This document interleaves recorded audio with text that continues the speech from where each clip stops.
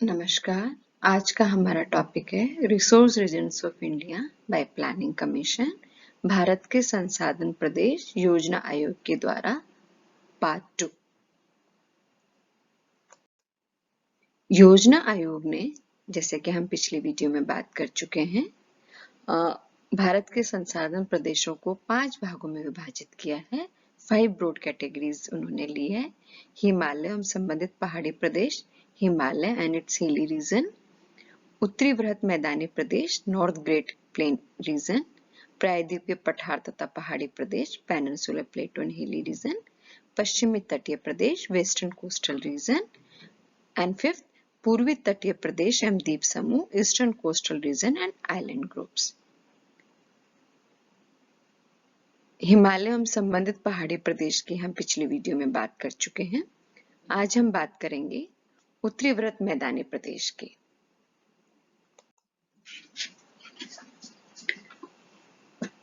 उत्तरी वृहत मैदानी प्रदेश हिमालय पर्वत के दक्षिण में, ये हिमालय पर्वत है। हिमालय पर्वत के ये दक्षिण में, हिमालय पर्वत के दक्षिण में लगभग समांतर पूरब से पश्चिम तक गंगा नदी एवं उसकी सहायक नदियां द्वारा लाई गई मिट्टी के निक्षेप से निर्मित मैदानी भागों को उत्तरी वृहत मैदान कहते हैं। जो गंगा नदी है उसके यहाँ पे पश्चिम की ओर से निकल के पूरब की तरफ जो गंगा नदी है और उसकी सहायक नदियां द्वारा लाई गई मिट्टी के निक्षेप से निर्मित मैदानी भाग को वृहत मैदान कहते हैं। तो नदियां के द्वारा लाई हुई मिट्टियों के निक्षेप से निर्मित जो मैदान है उस मैदान को हम क्या कह रहे हैं? उत्तरी वृहत मैदान कह रहे हैं। इसका जो विस्तार है वो लगभग 5.5 लाख किलोमीटर वर्ग किलोमीटर क्षेत्र में है तथा यहाँ भारत की लगभग 1/3 जनसंख्या निवास करती है। सबसे जो डेंसली पॉपुलेटेड एरिया है, जो जनसंख्या घनत्व के हिसाब से भी और जनसंख्या के हिसाब से सबसे पॉपुलेटेड एरिया यही है। तो यहाँ भारत की लगभग 1/3 जनसंख्या निवास करती है। अतः ये प्रदेश भारत का सबसे बड़ा क्षेत्र है जो सघन बसा हुआ है, डेंसली बसा हुआ है। यहाँ नदियों द्वारा लाई गई उपजाऊ जलोढ़ मिट्टी पाई जाती है। अतः फसल उत्पादन की दृष्टि से भी इस मैदान का महत्वपूर्ण स्थान है। ये मैदानी भाग समतल एवं निम्न उच्चावक युक्त है। संपूर्ण भारत के क्षेत्र के लगभग मैदानी भाग में, संपूर्ण भारत के क्षेत्र के लगभग मैदानी भाग में पूर्व से पश्चिम की ओर कम होती जाती है। मैदान के पूर्वी भाग में गंगा नदी के डेल्टाई क्षेत्र में वर्षा का जो औसत है 140 से 180 सेंटीमीटर है और मध्यवर्ती गंगा के मैदान में 100 से लेकर 150 सेंटीमीटर, गंगा के ऊपरी मैदानी भाग में 80 से लेकर 100 सेंटीमीटर तथा सुदूर पश्चिम में राजस्थान में केवल 20 से 25 सेंटीमीटर वर्षा का वार्षिक औसत पाया जाता है। तो वर्षा के वितरण की अपन बात करें तो जो अपन पूरब से पश्चिम की ओर जाते हैं वैसे वैसे जो वर्षा है उसकी क्वांटिटी भी कम होती जाती है। ईस्ट की तरफ ज्यादा पाई जाती है और जैसे जैसे हम पश्चिम की ओर जाएंगे औसत वार्षिक वर्षा कम होती जाती है। संपूर्ण मैदानी क्षेत्र में चारागाह, पाश्चर एवं पतझड़ वनों की प्रधानता है। पाश्चर लैंड्स पाए जाते हैं और डेसिडुअस फॉरेस्ट यहाँ पे पाए जाते हैं। पतझड़ वनों की प्रधानता है।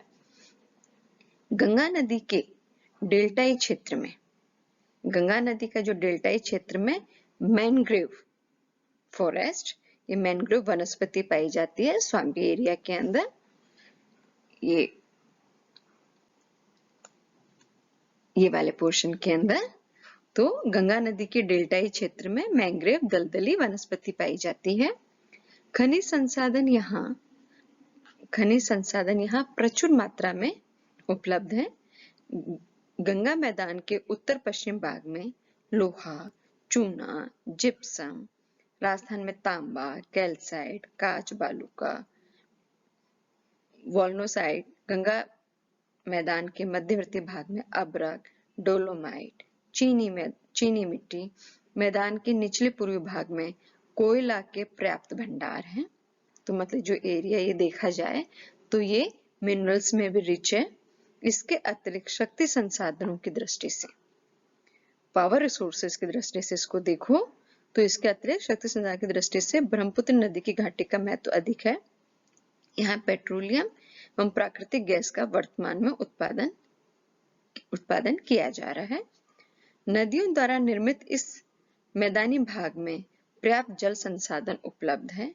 गंगा, यमुना, दोआब में नहरें बनाकर जल का सिंचाई के लिए उपयोग किया जाता है, कैनाल इरिगेशन किया जा रहा है। नदियां प्रवाहित होने के कारण यहाँ भूमिगत जल भी पर्याप्त मात्रा में उपलब्ध है। क्योंकि यहाँ पे सदाबहार नदियां हैं तो जो अंडरग्राउंड वाटर है वो भी यहाँ पे पर्याप्त मात्रा में है, जिसका उपयोग कुएं एवं नलकूप द्वारा सिंचाई के लिए किया जा सकता है। तो जो अंडरग्राउंड वाटर है यहाँ पे उसको भी हम वेल्स एंड ट्यूबवेल्स के द्वारा इरिगेशन किया जाता है। सतलुज नदी पर भाखड़ा बांध बनाकर एकत्रित जल का जल विद्युत के उत्पादन के लिए उपयोग किया जा रहा है। मैदान के मध्यवर्ती भाग में घाघरा, गंडक, कोसी तथा निम्नवर्ती पूर्वी मैदानी भाग में दामोदर नदी के जल को बांधों द्वारा रोककर जल विद्युत उत्पादन एवं सिंचाई के लिए उपयोग किया जा रहा है।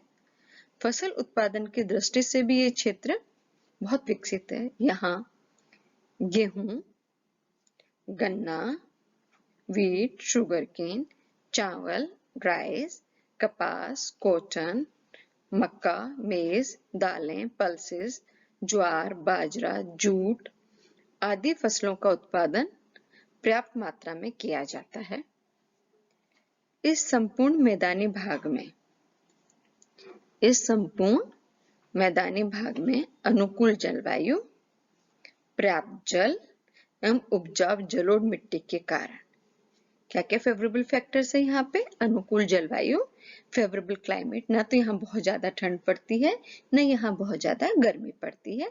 फेवरेबल क्लाइमेट है, पर्याप्त जल है, अवेलेबिलिटी ऑफ वाटर है क्योंकि नदियां यहाँ पर बह रही है और उनके कारण उपजाऊ जलोढ़ मिट्टी, फर्टाइल एलुवियल सॉइल है। मिट्टी के कारण सघन जनसंख्या निवास करती है जो कहीं पे भी पॉपुलेशन को अपनी तरफ अट्रैक्ट करते हैं, तीनों फैक्टर। तो यहाँ पे जो जनसंख्या है डेंसली पॉपुलेटेड है। पश्चिमी भाग में राजस्थान के रेगिस्तानी क्षेत्र में जल की कमी के कारण जो इसका पश्चिम वाली भाग है वहां पे, क्योंकि वो रेगिस्तानी भाग है, जल की वहां पर कमी है इसलिए वहां पर जनसंख्या कम पाई जाती है। लेकिन इंदिरा गांधी कैनाल के कारण वहां पे भी धीरे धीरे जनसंख्या बढ़ गई है। भारत के योजना आयोग ने वृत्त मैदानी भाग को प्राकृतिक वातावरण के कारकों के जो फिजिकल फैक्टर्स है उनके कारकों की विभिन्नताओं के आधार पर 5 संसाधन विकास प्रदेशों में विभाजित किया है। तो इन्होंने क्लाइमेट के अनुसार, वहां का प्राकृतिक वातावरण, एनवायरनमेंट के अनुसार कारकों की विभिन्नताओं के आधार पर 5 भागों में इन्होंने विभाजित किया है। पहला इन्होंने लिया है गंगा का निम्न मैदानी भाग, ये वाला पार्ट हो गया गंगा का निम्न मैदानी भाग। फिर मध्य गंगा का मैदानी भाग, ये वाला भाग हो गया गंगा का मध्यवर्ती मैदानी भाग, the middle Gangetic plain reason. तीसरा इन्होंने लिया है गंगा का ऊपरी मैदानी प्रदेश, तीसरा वाला ये वाला पोर्शन आ गया गंगा नदी का ऊपरी मैदानी प्रदेश, the upper Gangetic plain region. Fourth part इन्होंने लिया है योजना आयोग ने, ये वाला पोर्शन आ गया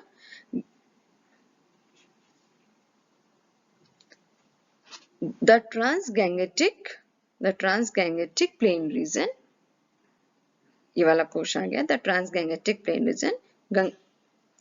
फिफ्थ वाला जो पार्ट इन्होंने लिया है वो है